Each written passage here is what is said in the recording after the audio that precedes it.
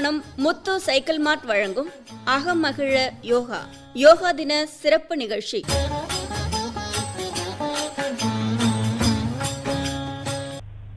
ராஜயோகத்துல 8 அங்கங்கள் என்னென்ன, அதனுடைய விவரங்கள் என்னென்னு இப்ப நம்ம பார்ப்போம்.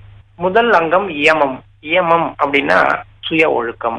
அதாவது உண்மையை பேசுறது, எந்த உயிருக்கும் துன்பம் செய்யாம இருக்கிறது, நேர்மையா நடந்துக்கிறது. இது போல நம்மை நாமே சிறந்த ஒரு நெறிமுறைகளுக்கு உட்படுத்திக் கொள்வதுதான் ராஜயோகத்தினுடைய முதல் படி அப்படின்னு நம்ம சொல்றோம்.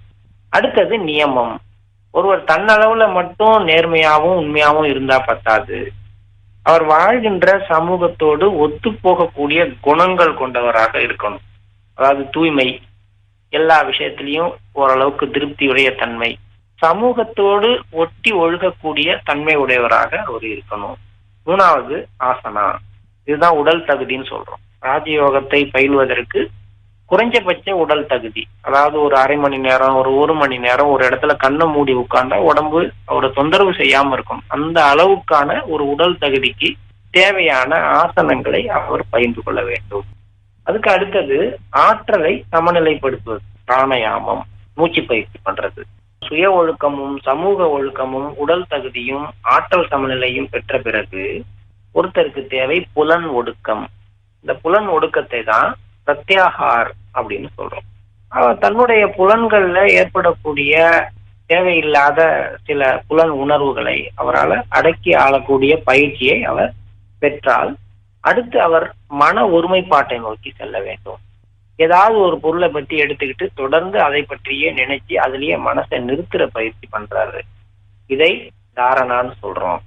இந்த பயிற்சி பண்ண பிறகு மனது தானாகவே போய் ஒரு பொருள் மேல நின்று அதுவாகவே அதுல ஒடுங்க ஆரம்பிக்குது. அந்த மாதிரி இயல்பா மனது போய் ஒட்டிக்கிற நிலைமைய தியானம்னு சொல்றோம். இந்த நிலைமை வந்த பிறகு எந்த பொருள் மீது மனது போய் அடங்கி நிக்குதோ அந்த பொருளை முழுமையாக உணர்ந்து இங்க பிறக்கிறதுக்கு முன்னாடி எந்த நிலைமையில அது இருந்துச்சோ அந்த நிலைமைக்கு ஏற்ற ஒரு நிலைமைக்கு அது தன்னை உட்படுத்திக்கு. அதான் சம ஆதின்னு சொல்றோம்.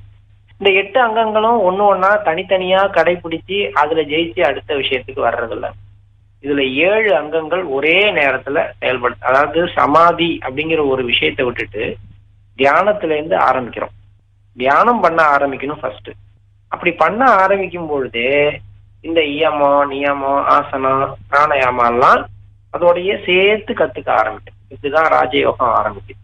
மெல்ல மெல்ல எல்லாத்துலயும் ஒரு பர்ஃபெக்ஷன் வரும்பொழுது தியானம் முழுமை அடைஞ்சு தியானத்துல ஒரு ஈர்ப்பு அதை முறையா செய்ய ஆரம்பிச்சு நம்ம சமாதிங்கிற நிலைமையை நோக்கி போக முடியுது. அதனால ராஜயோகம் தனித்தனியா நிறைய பயிற்சிகளை உள்ளடக்கியதாக இல்லாமல் எல்லா பயிற்சிகளையும் ஒருங்கிணைந்த ஒரு அழகிய பயிற்சி முறையாக அமைஞ்சிருக்கு. நீங்கள் ஒவ்வொருவரும் உங்களுடைய வாழ்க்கையில ஒரு சில மாதங்களாவது ஒரு ராஜயோக பயிற்சி முறையை கடைபிடித்து பாருங்கள் அப்படிங்கறதான் நான் உங்க எல்லாருக்கும் வைக்கிற ஒரு வேண்டுகோள்.